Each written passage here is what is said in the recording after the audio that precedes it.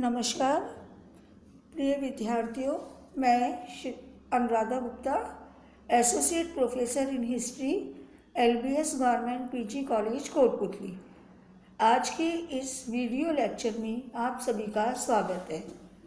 आज हम BA part second year के पेपर फर्स्ट मध्यकालीन भारत के इतिहास का जो टॉपिक पढ़ रहे हैं वो है मुगल राजनीति में नूरजहां जुंता की भूमिका। विद्यार्थियों, इससे पूर्व हमने अकबर की राजपूत नीति का अध्ययन किया था। आज हम अकबर के पुत्र जहांगीर के समय जो उसकी पत्नी थी नूरजहां, उसका जो राजनीति में हस्तक्षेप था, मुगल राजनीति में उसकी जो प्रमुख भूमिका थी, उसका हम अध्ययन करेंगे। 1605 ईस्वी में अकबर की मृत्यु के बाद जहांगीर गद्दी पर बैठा।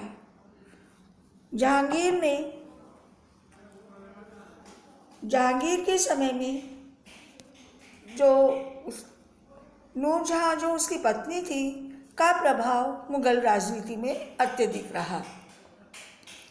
नूरजहां का मूल नाम मेहरुनिसा था, जो मिर्जा गयास बेग नामक एक फारसी की पुत्री थी। खुरासान में गयास बेग के पिता की मृत्यु हो जाने पर वो अपने 2 पुत्रों और गर्भवती पत्नी के साथ भारत की ओर आया। मार्ग में ही उसकी पत्नी अस्मत बेगम ने 1578 ईस्वी में एक कन्या को जन्म दिया, जिसका नाम मेहरुनिसा रखा गया। आगे चलकर गयास बेग मुगल सेना में शामिल हो गया और उसने अपनी पुत्री मेहरुनिसा का विवाह फारस के एक युवक अली कुली खां से कर दिया, जिसे बाद में सलीम ने शेर अफगान की उपाधि दी। सम्राट बनने के बाद जहांगीर ने शेर अफगान को बर्दवान का फौजदार बना दिया। संभवतः जहांगीर मेहरुनिसा के सौंदर्य से प्रभावित था, अतः उसने शेर अफगान पर राजद्रोह का अभियोग लगाकर उसे बंगाल के गवर्नर कुतुबुद्दीन खां को दरबार में उपस्थित होने का आदेश दिया। बंगाल के गवर्नर कुतुबुद्दीन खां ने शेर अफगान को बंदी बनाने का प्रयास किया तो दोनों में संघर्ष हुआ, जिसमें शेर अफगान मारा गया। तब अकबर मेहरुनिसा को अकबर की विधवा बेगम सलीमा की सेविका बना दिया गया। इस घटना के 4 वर्ष बाद 1611 ईस्वी में जहांगीर ने मेहरुनिसा से विवाह कर लिया और विवाह करने के बाद उसे पहले नूर महल और उसके बाद नूरजहां की उपाधि दी। बच्चों, नूरजहां का अर्थ होता है विश्व की ज्योति। नूरजहां प्रारंभ से ही एक महत्वाकांक्षिणी स्त्री थी और उसने धीरे धीरे राजकीय मामलों में हाथ बटाना प्रारंभ कर दिया और शासन की समस्त सत्ता को अपने हाथों में लेने का प्रयास किया। उसने अपने संबंधियों को दरबार में उच्च पद देकर उन्हें विभिन्न उपाधियों से विभूषित किया और अपने पिता एतमादुद्दौला और भाई आसफ खां को भी दरबार में प्रभावशाली पदों पर उसने नियुक्त किया। अब शाही फरमानों में सम्राट जहांगीर के साथ नूरजहां का नाम भी लिखा जाने लगा। वह सम्राट की भांति प्रजा को झरोखा दर्शन देने लगी।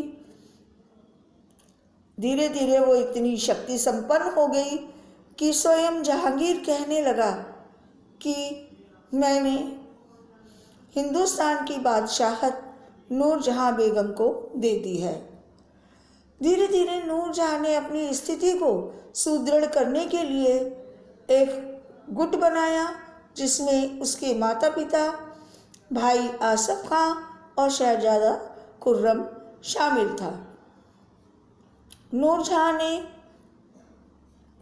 अपनी भतीजी, जो कि आसफ खां की पुत्री थी, उसका विवाह भी खुर्रम से कर दिया, जिससे कि उसका गुट और भी मजबूत हो गया। जब तक नूरजहाँ के माता पिता जीवित रहे, उन्होंने नूरजहाँ की महत्वाकांक्षाओं को सीमित रखा, लेकिन उनकी मृत्यु के बाद धीरे धीरे नूरजहाँ उच्छृंखल हो गई। 1622 से 1627 ईस्वी के मध्य नूरजहाँ अनियंत्रित होकर स्वतंत्र रूप से प्रशासनिक कार्यों में हस्तक्षेप करने लगी। इसका परिणाम ये हुआ कि धीरे धीरे दरबार में उसका विरोध बढ़ने लगा। प्रमुख रूप से महावत खां ने उसका विरोध किया। नूरजहाँ के विरोधियों में और भी कई व्यक्ति शामिल हो गए।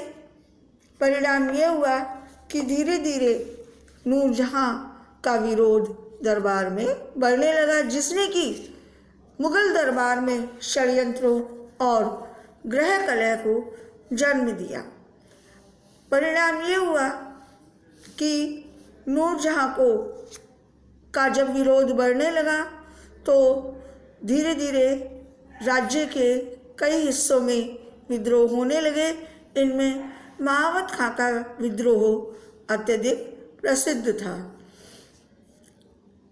धीरे धीरे जहांगीर का भी अत्यधिक मदिरापान से स्वास्थ्य खराब होने लगा और उसे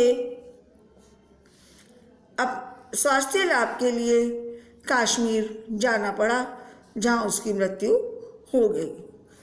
अगर देखा जाए तो नूरजहाँ द्वारा मुगल राजनीति में जो हस्तक्षेप किया गया, उसने मुगल दरबार में षड्यंत्रों को जन्म दिया। आगे चलकर भी अगर मुगल साम्राज्य का हम अध्ययन करें तो मुगल साम्राज्य के पतन में जो दरबार में होने वाले षड्यंत्र थे, वो प्रमुख रूप से सहायक बने।